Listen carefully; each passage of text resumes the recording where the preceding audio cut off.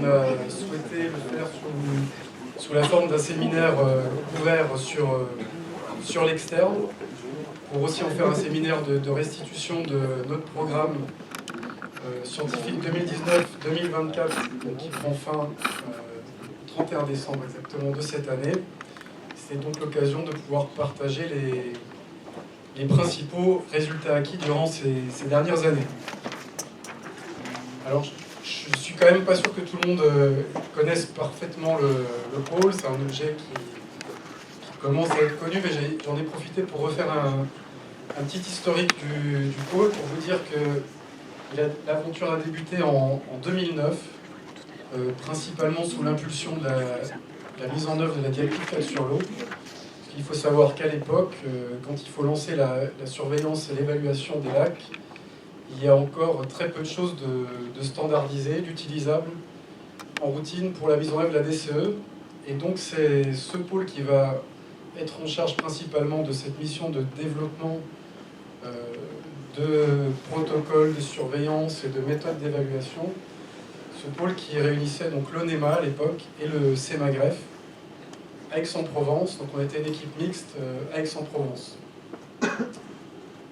On a continué par le gré des différents mouvements au sein de nos établissements, changement de nom, changement de mission. On est devenu réciproquement l'AFB et IRSTEA. Donc en continuant sur ces missions-là pendant pratiquement 10 ans. Et puis petit à petit, en dehors des sujets strictement DCE, on a commencé à avoir de plus en plus de questions, y compris sur d'autres milieux, puisque les plans d'eau de la DCE sont surtout des grands milieux. On a commencé à avoir pas mal de questions sur des écosystèmes de plus petite dimension, sur d'autres questions que simplement des enjeux de surveillance et d'évaluation. Il y avait y compris dans le cadre DCE les enjeux de restauration qui commençaient à venir, donc on a dû s'emparer de beaucoup plus de sujets petit à petit. Et puis on commençait aussi, nous, à atteindre une taille limite. On avait un certain nombre de compétences, mais pas surtout. Donc on a commencé à réfléchir à la création d'un pôle élargi avec d'autres équipes. Donc c'est ce qu'on a fait en 2019, où on s'est regroupé avec l'UMR Cartel, qui à l'époque qui regroupait l'INRA et l'Université Savoie-Mont-Blanc. Sans doute la plus grosse équipe qui est strictement justement dédiée aux écosystèmes lacustres. On est devenus plus forts ensemble. Et puis aussi une autre équipe d'IRSTEA à Bordeaux, avec qui on avait déjà beaucoup travaillé sur les développements des CE et on a souhaité poursuivre. Et puis également l'Office national de la chasse et de la faune sauvage, avec une équipe de recherche qui consacrait principalement ses travaux aux petits plans d'eau, aux étangs continentaux, et avec lesquels on avait commencé à travailler. Donc on a décidé de se regrouper pour être plus forts ensemble, jusqu'à aujourd'hui, où par le jeu des fusions, finalement, on se retrouve entre OFB, INRAE et Université Savoie-Mont-Blanc. Voilà pour un rapide historique.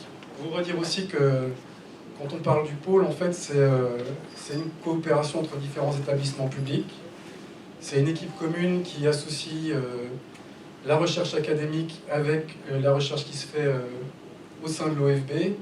Le but, c'est vraiment qu'on travaille ensemble au quotidien, sur un même site, parce que souvent, un pôle, ça peut vouloir dire plusieurs choses assez floues. Là, c'est vraiment le but de créer un collectif qui travaille ensemble quotidiennement, sur des thématiques prioritaires partagées, où de toute façon, on ne pouvait pas faire seul, et le fait d'être ensemble permettait d'y aller.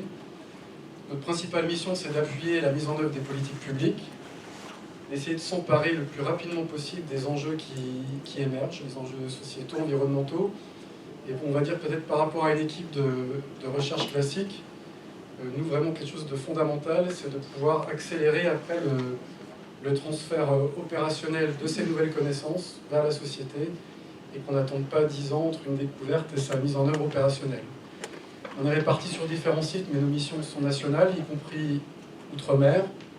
Et puis on a un projet scientifique commun qui est partagé pour plusieurs années, donc 6 ans. On a renouvelé là pour 6 ans, on en parlera plus tard. Donc ce collectif OFB, INRAE, USMB, ça représente à peu près 60 permanents des chercheurs, des ingénieurs, des techniciens, et puis aussi un grand nombre de CDD, principalement des postdoctorants et des ingénieurs d'études, mais pas que. En fait, ce collectif, ça fait à peu près 70 ETP par an qui travaillent sur les projets que nous avons en commun. On est répartis sur 4 sites.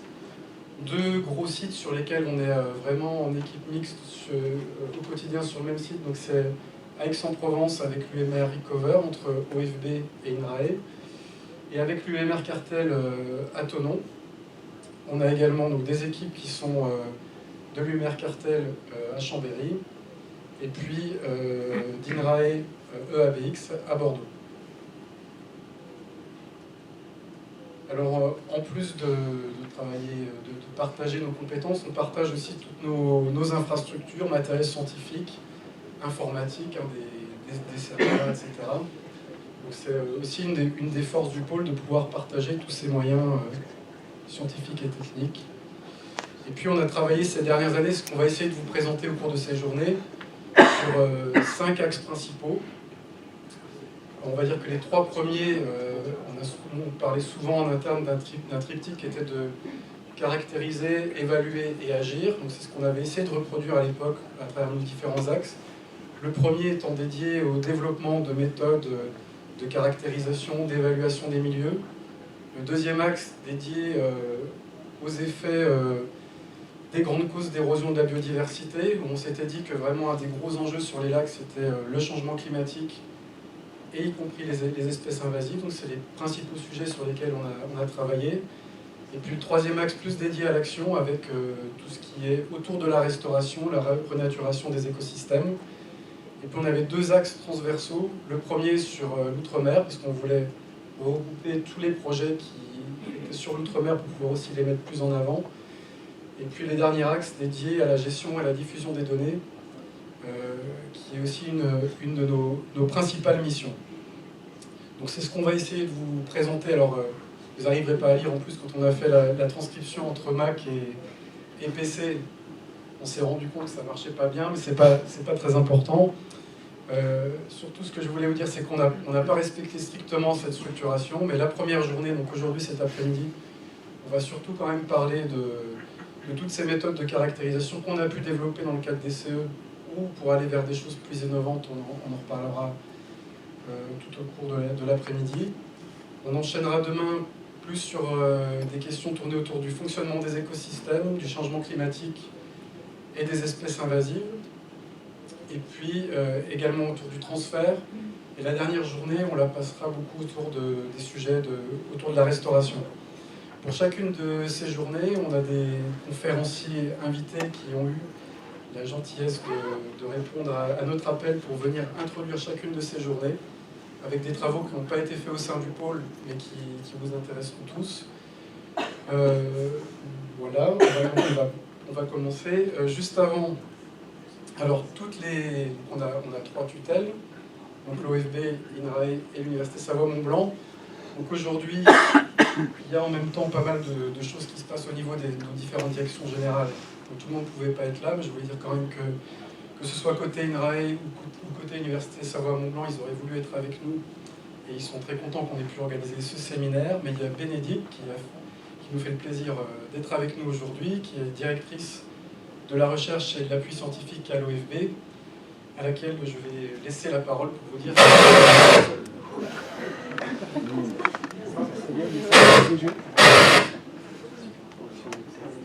Quel accueil. Bonjour à tout le monde. Merci beaucoup Jean-Marc et merci pour l'invitation. Je suis aussi très heureuse d'être parmi vous. Je voulais dire quelques mots sur un petit peu tout ce que vous allez entendre là ces prochains jours et puis vous montrer un petit peu que ça résonne avec les politiques qu'on a à l'OFB, parce que l'OFB a été, vous avez compris, créé après la définition des axes de 2019.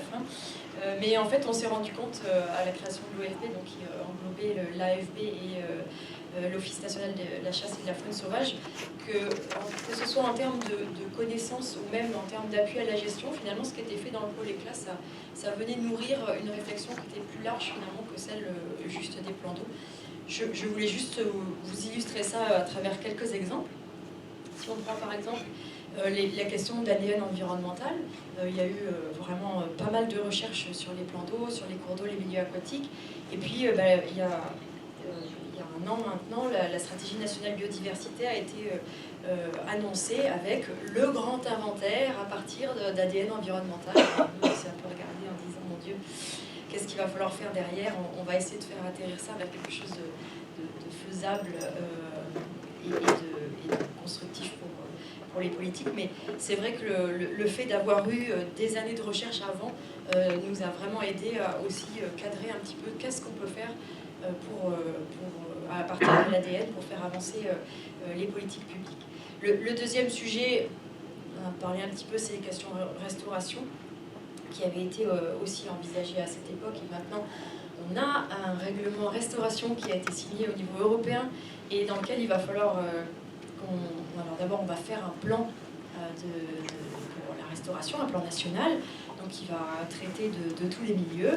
Et finalement, la réflexion qu'il y a eu sur les milieux aquatiques et notamment les lacs, c'est-à-dire qu'est-ce qu'on appelle référence, comment on fait des suivis, est-ce qu'on se fait des sites pour essayer de voir qu'est-ce qui marche, qu'est-ce qui ne fonctionne pas. Toute cette réflexion, elle nous a aidé aussi à voir comment on allait se préparer pour faire ce plan. Alors, les autres sujets, il y a aussi, alors peut-être c'est un sujet à venir, les questions d'énergie renouvelable et de biodiversité, là, avec les panneaux qu'on met sur les plans d'eau, là, et on se demande bien quel sera l'impact. Donc ça, c'est aussi des questions qu'on se pose sur le terrestre. Sur le terrestre ou sur le marin. Donc on a une dynamique à l'OFB pour essayer d'observer un peu ces effets, de les comprendre. Et puis ce que va faire le pôle éclat va s'ancrer dans cette dynamique pour mieux comprendre comment la transition énergétique et la transition écologique peuvent être vues de façon compatible. Le dernier sujet que je voulais souligner, c'était que tous ces suivis étaient initialement vraiment pour la directive 4 sur l'eau, donc le dispositif de surveillance qu'on a mis en place. Il y a une dynamique aussi qui a été lancée l'année dernière, il y a 2 ans maintenant, pour faire la même chose sur le milieu terrestre, même si on n'a pas de directive en soi pour le milieu terrestre. Donc en rassemblant les directives qui parlent du milieu terrestre, et d'essayer de penser quel serait un schéma pour la surveillance de la biodiversité terrestre. Et dans les dispositifs qui sont imaginés pour les Alpes, par exemple, ils ont pris Sentinelle des Alpes, qui est finalement une sorte de rassemblement de dispositifs lac Sentinelle avec d'autres dispositifs qui sont plutôt sur le milieu terrestre et qui permettent d'avoir une vision d'ensemble de ce que devient l'écosystème Alpes dans ce changement climatique plus changement avec les activités anthropiques. Bref, tout ça pour vous dire que ce qui a été fait là ces 6 dernières années,